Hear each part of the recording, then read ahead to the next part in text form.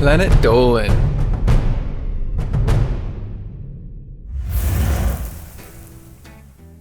What was toilet paper like before it was paper? What could the paperclip have looked like instead of the one we know today? Here are 10 things you see all the time that look nothing like they used to.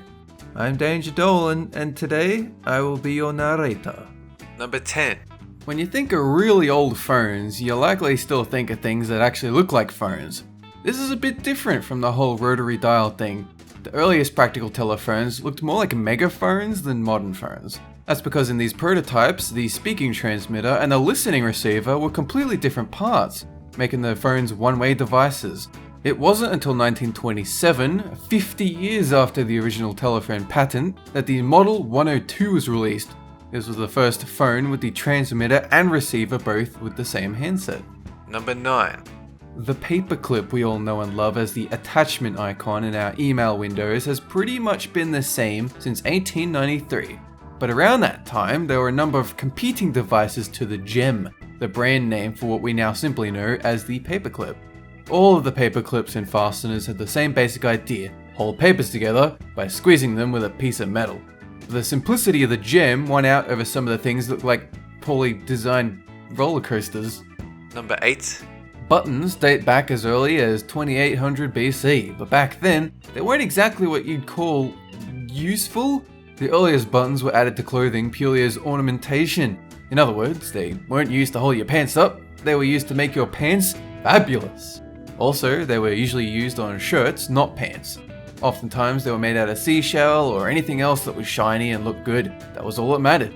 Germany was the first country to use buttons as a fastening device, but they didn't figure it out until the 13th century. Number 7. Even though some of the earliest forks looked like badass weapons, they were considered a mark of high class and femininity for most of their existence. Forks were frequently used in the Roman Empire and spread to the Middle East during the first millennium AD. They didn't make it to Northern Europe until the 18th century. They didn't get to America until the 19th. Even British sailors in the 19th century were recorded as not wanting to eat with forks, as they considered them to be unmanly compared to just going in with their bare hands. Number 6. Some of the earliest sunglasses weren't really glasses in the traditional sense. They were Inuit snow goggles made from walrus hide that mostly covered the eyes, allowing only a tiny slit to see out. The purpose of these goggles was kind of the same as today's sunglasses, but kind of different. It was to protect from the sun, but specifically the sun's reflection off the snow. China was the first to invent sunglasses with actual lenses in the 12th century, but they made them from quartz, not glass. Number 5. Some of the earliest remote controls were actually just connected to a TV by a wire, but then they figured out how to make them wireless, and boy, were they proud of it. This TV remote control worked with those brand new color TVs, and in going with the future theme, it was known as the Space Commander 600. This was in the mid-1960s when Star Trek was getting really big. They might have had something to do with it, but most real Space Commanders probably had more than 4 buttons. Number 4. Tampons and pads have been around for a very long time. Egyptian women used soft papyrus tampons as early as 1500 BC. Roman women used tampons made of wool, while Japanese women made paper tampons that needed to be held in place by a bandage and changed about a dozen times a day. This thing here was meant to act as both a tampon and contraceptive. It's made of medicated cotton wool, and despite looking ancient, it was in circulation in the UK during the mid-1900s. Number 3. Locks date back to ancient Assyria about 6,000 years ago, and where there are locks, there must be keys. The earliest locks are made of wood, and the keys were large and hard to carry around. Most of the ones we know of came from ancient Egypt. The Romans took the technology and improved upon it, shrinking them enough to wear their keys as rings. These rings doubled as status symbols, showing people that they were wealthy enough to have valuables to be locked away. Fully metal locks didn't come around until 900 AD in Northern Europe, most likely England. Number 2. The most shocking thing about the history of toilet paper is that it didn't used to be paper.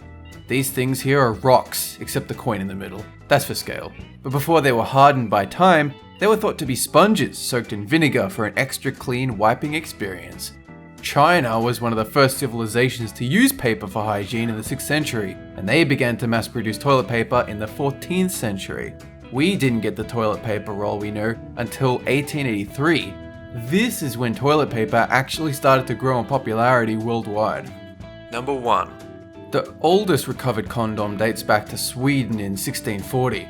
It was made of dried sheepskin and even recovered with an instruction manual on how to clean and reuse it. But Sweden is hardly the first to use some kind of condom. A cave painting in France dating back to around 11,000 BC seems to refer to some kind of condom-like contraceptive, although historians can't really tell much more than that. However, most every ancient civilization found some way to protect themselves during sex. Ancient Egypt used linen, China used oiled silk, Rome used goat bladders, and Japan used tortoise shell. Somehow. So guys, which of these do you think has changed the most over time? Let us know in the comment section down below, and we'll pin our favorite to the top.